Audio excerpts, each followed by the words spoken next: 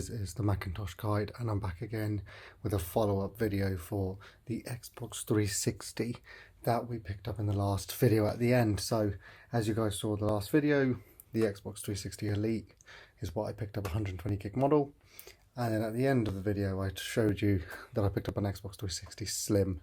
Now I wanted to do a quick video and just a little comparison on them. Performance is pretty much the same, guys, and there's no difference in that. But let's just have a look at what are some of the key differences between both of the Xboxes. Here we go. Now, if we're looking at the Xbox 360 Slim, you can tell it's fully changed. It's really glossy. As you could tell in terms of the finishing, it's a scratch magnet. That's 100% sure. I picked this one actually up from CEX for a very, very cheap price. Yeah. So if we're looking at the back of the machine, guys, as you can tell, it comes with 3 USB ports, Ethernet. You've also got it's not an AV port, sorry, it's an aux port, HDMI. You've got the old AV type of port. You've also got the SPDF. And then you can also probably tell, if I switch the console around, sorry, you can probably tell it's manufactured on the 11th of 2010, I believe. Can't tell from the American dates, but I think it is either the 11th of April 2010 or it is the other way around. Now, if you look at the front, guys, as you can tell, you've got the disc tray right here, the touchscreen power button, and then you've got your 2 USB ports right here as well, and then you've got a connection button here. So yeah, those are the ports of the Xbox 360 Slim, and let's just quickly compare it to the Xbox 360 Elite. You guys obviously saw from the last one, the Xbox 360, so I was just going to quickly go through it. 2 memory card slots, which are not obviously in the Slim model. You've got your eject button for the Xbox 360 disc tray. You've also got your Xbox 360 power button right here, and then you've also got 2 USB ports over here on the back. You've got the 120 gig drive, which is fully removable if you press the button over here. And if we look at the back of the machine again quickly, let me just turn it around. You've got your power cord right here.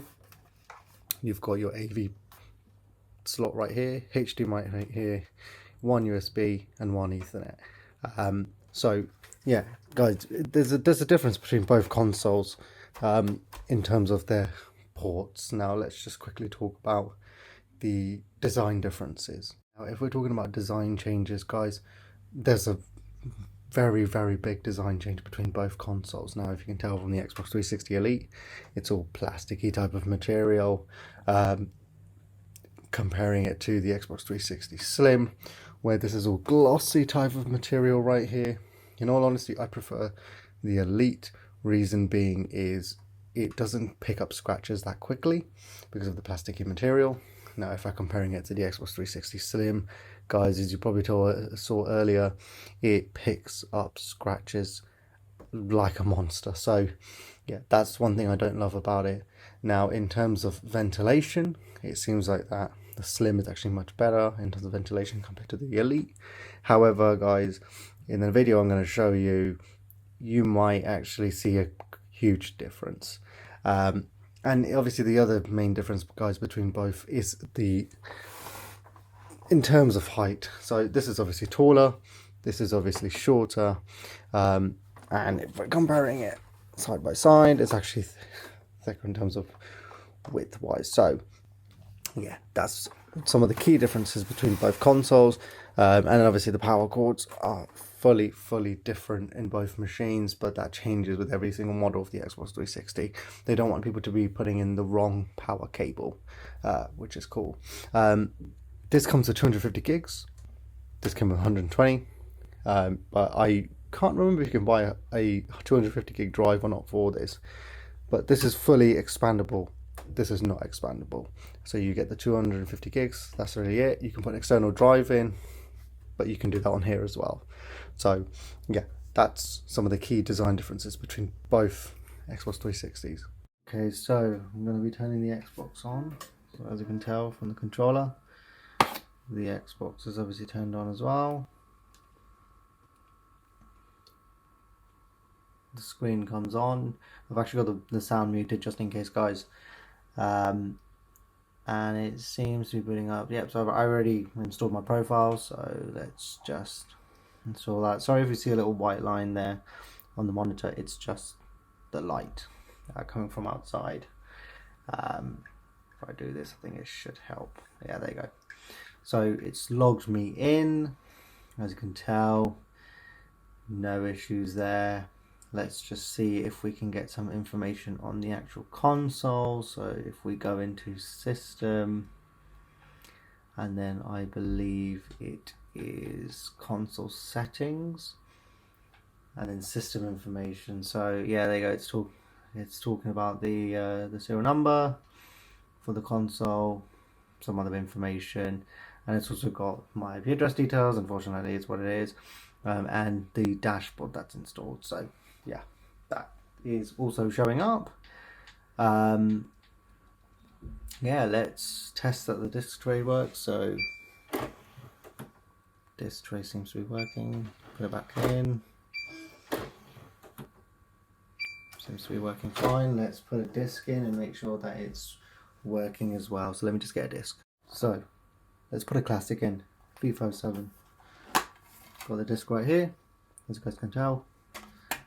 And let's just make sure that from the controller the disk tray shows up. Sorry, pressed the wrong one. Open tray. That seems to be working from the software side. The disk is now fully in. It's accepted the disk. And let's just wait until it finishes reading the disk. I don't know if you guys can hear that. The hard disk drive is loud. I'm hoping the video is picking up the sound of the drive, but that is exceptionally loud. Especially if you compare it to the Xbox 360 Elite from the last video, it was quiet. Literally couldn't even hear it. So, booting up. Man, this is a very old game, that's for sure. I think we're talking about 16 years. 16, 17 years. It came out in 2006. Let's just press start. Yep, hard drive. Loading personal files. Press OK. And it's taking us straight to the arena. So, boom. Cristiano Ronaldo from 2006. Who knew he would be a beast? Especially when he went to Real Madrid and became a monster. But it works fine. There's a bit of stuttering though, which the Elite actually don't do. If you guys can tell, there's a lot of stuttering going on with the Xbox. So I wonder what that is about. But guys, yeah, the game seems to be working pretty good. I don't know if it's just FIFA 7. I don't think I had this type of stuttering on the Elite. So yeah, it'll be interesting. I'll do a bit more testing with the game. And let you guys know with a little update. So now I've got the Xbox 360 Elite connected up. So let's just put FIFA 7 in and see how that performs compared to what the 360 Slim did. So as you guys can tell, it's booting up. It's actually much quieter. It makes that little noise, but it's not as bad what the Slim was. So let's just log in. Should probably turn the volume off because I don't want no copyright stuff going on. FIFA 7. So I don't know if you guys can hear the Elite. Oh, it needs to do an update. Fine, sure. But that Elite is less loud than what the Slim was. That's for sure. And guys, yeah, if you want to add me up on Xbox Live, be my guest. It's Crudong. So yeah, if you guys are into playing some of the classics, let me know. Okay, now we're in the game, so let's just press start. Yeah, let's just save it onto the hard drive. Obviously this game is not part of the online services anymore. But guys, I can already tell, I'm not sure if the video will pick this up appropriately, but guys, less stutter than it was on the Slim. I'm not sure why, but I find it that the game's just a bit AWOL on the Slim, and I will of course do some further testing on the Slim just to make sure that it isn't a faulty product or not. So guys, I just wanted to give you a bit of an update. The Xbox 360 Slim started giving me more issues. I started seeing the Xbox freezing up. I also took some videos of it, and for proof I took it to CEX. CEX tested the Xbox, and then I had a bit of a weird one. I got told by a phone call that your Xbox 360 Slim is going to be we're going to refund your money, or we give you a replacement. I was like, okay, sure, that's fine. Just come into the store. I come into the store. Long and behold, some guy just tells me, oh, they didn't leave any notes on the system, so we're going to ask you to take the Xbox back. And if you have any issues with it, then take a recording and show it to us. So I come back later on in the day as the Xbox had actually frozen, and I'd taken a video clip of it. And luckily enough, the guy who actually did the testing was actually in, and he asked me, why on earth are you bringing this back? I thought we said that we were going to do a refund. And that's exactly what I said. I'm not sure why. But then he said, don't worry about it. Can you just give me 2 seconds? He refunded me my money. He even asked me, do I want a replacement? I said, no, it's absolutely fine. I think I'll just take the money instead. And he was like, no worries. But yeah, guys, it was just a bit of an odd one, just a little story I thought I'd mention. But yeah, the Xbox 360 Slim definitely had problems. When they did some testing, they even said that, yeah, it black screened eventually. They had a couple of freeze ups when they did some testing as well. So yeah, just really odd. But it's now been returned, and I'll be looking for another 360 Slim in the market. Now, guys, which one do I prefer?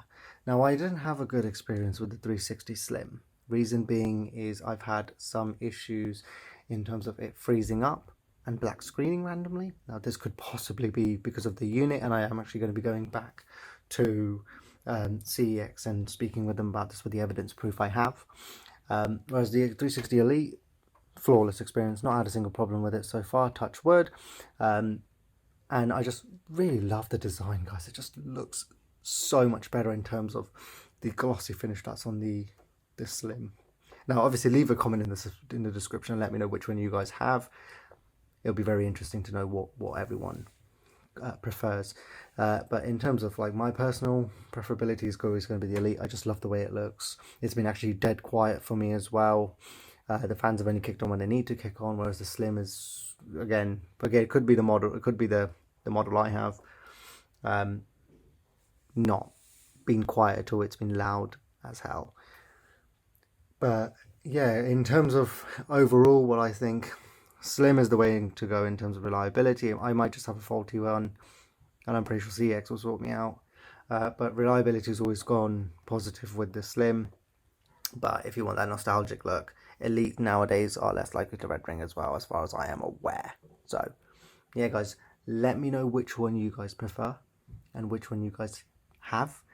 And yeah, we've got more videos coming up soon, guys. Like and subscribe, and I'll see you in the next one.